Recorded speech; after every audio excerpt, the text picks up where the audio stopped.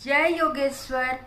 मैं रीना कुमारी सिंह श्रीमद् भगवत गीता के 12वें अध्याय में भगवान के द्वारा वर्णित धर्मामृतम के 36 गुणों में 20वां गुण गतव्यथ के तीसरा एपिसोड के बारे में चर्चा करने जा रही हूँ। व्यक्ति में पहले चैतन्य आता है और फिर उसे प्रभु मिलन में आनंद आता है।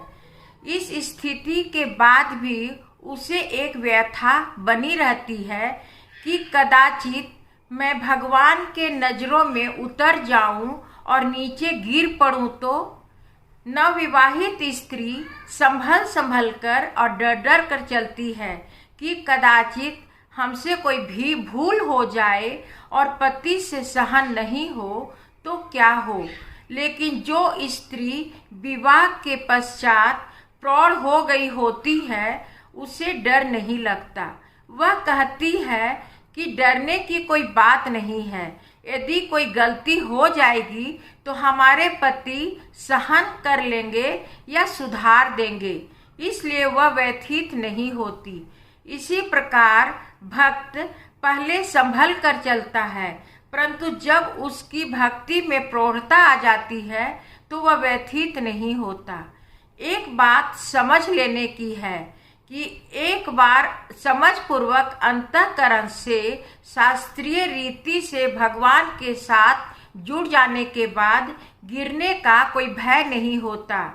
भक्ति के नींव में प्रीति होती है। शुद्ध और स्थिर नींव पर आधारित भक्ति की धारा ही भिन्न होती है। शास्त्रोक्त पद्धति से जीने वाले व्यक्ति को डरने का कोई कारण नहीं है। अंतिम ध्येय तक पहुंचने में चाहे कितना भी जन्म लगे वह व्यथित नहीं होता। आज की स्थिति ऐसी है कि चारों ओर से थकान और व्यथा आने ही वाली है। बाप 25 वर्ष तक अनेक संकट, कठिनाइयां और असुविधाओं का सामना करके लड़का को पालता, पढ़ाता और बड़ा करता है।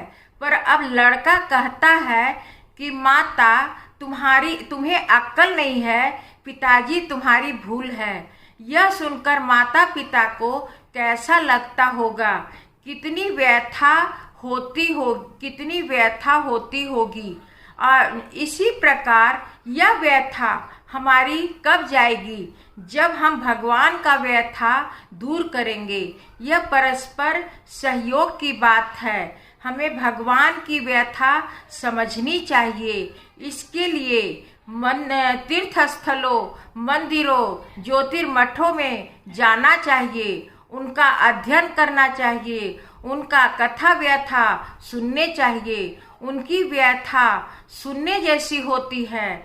मंदिर किस लिए बने हैं और वह किस स्थिति में चल रहे हैं। यदि तुम मंदिर में जाओगे और कान लगाकर सुनोगे तो मंदिर की दीवारें तुमसे बातें करेगी। सोमनाथ का मंदिर में जाने पर मंदिर के पत्थर तुम्हें रोककर अपनी कथा व्यथा सुनाएगी। सोमनाथ किस लिए इस जगत में आए थे, किसने उन्हें तपस्या करके यहाँ लाया था, कितना अनेक तपस्या करके उन्हें लाया गया था और आज उनकी क्या स्थिति है। भगवान तुम्हारी व्यथा तब कम करेंगे जब तुम भगवान की व्यथा कम करोगे। यह आदान प्रदान वाली जैसी बात है। महाराष्ट्र के संत कहते हैं कि प्रभु आप ऐसे उदार हो कि पहले लेते हो तब देते हो। नामदेव जैसा लाडला पुत्र भगवान के गोद में बैठकर भगवान को लात भी मारे तो भगवान खुश होते हैं। नामदेव कहता है कि तेरा पतित पावन नाम को सुनकर मैं तेरे द्वार पर आया था, पर अब मैं वापस घर जाता हूँ क्योंकि तू पतित पावन नहीं है। यदि तू पतित पावन होता तो मेरे जैसे अधपतित अभी तक अधपतित नहीं रहता, इसलिए तू पतित पावन नहीं है। यह चोटी के भक्त की मस्ती है। धन्यवाद।